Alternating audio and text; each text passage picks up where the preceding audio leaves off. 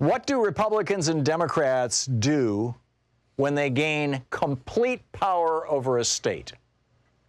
This is like a really interesting question. It's absolutely fascinating. In other words, don't listen to what they say. What do they do?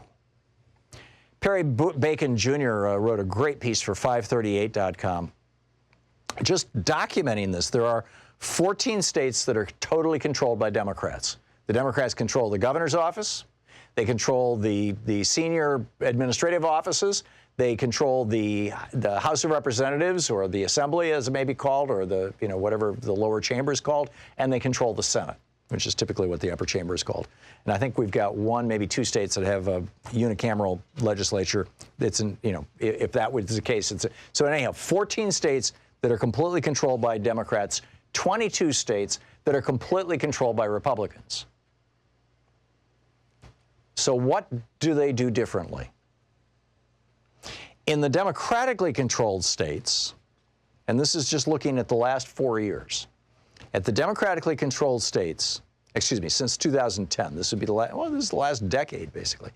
In the democratic controlled states, there has, every single one of them has passed a law to hike the minimum wage, significantly above $7.25 an hour, some of them, quite substantially.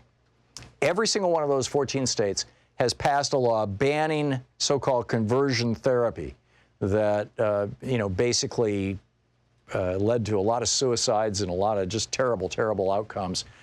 This was the so-called therapy where you could convert a person from being gay to being straight by harassing them, humiliating them, playing shrink with them, praying with them, which is what the Congresswoman from Minnesota, Michelle Bachmann, her husband, did for a living. All of these states have banned this, have outlawed it, because it's so destructive and it actually destroyed lives. All of these states have joined the interstate compact that when you have enough states who represent 274 or whatever the magic number is of electoral votes, then the Electoral College basically goes away.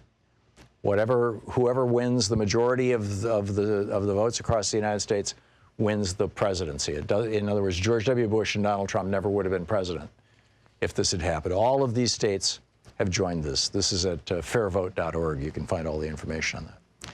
So what did the Republican-controlled states do? You've got 22 states that are entirely controlled by Republicans, and every single one of them have passed laws to do the following.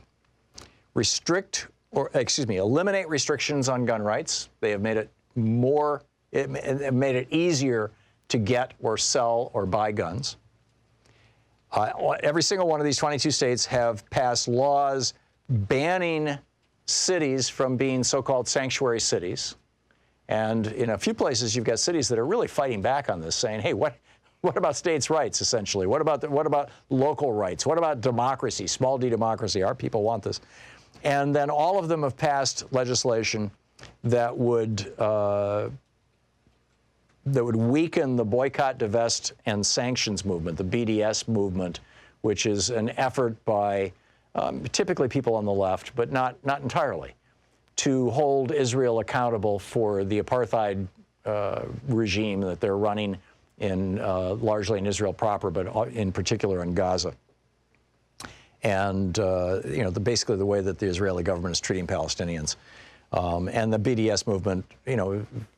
In some states, if you have signed up for it or endorsed it or whatever, some of these new Republican-controlled states, no college for you or whatever it may be. I mean, there's some pretty strong restrictions or attempted restrictions on what I would say is free speech.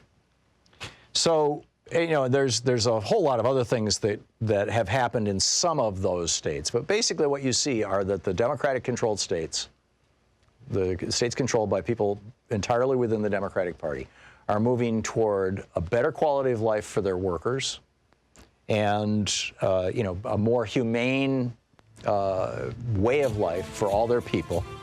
And the Republican-controlled states, generally trying to restrict abortions, make it easier to get guns, stop sanctuary cities, and they're all down with stopping the BDS movement.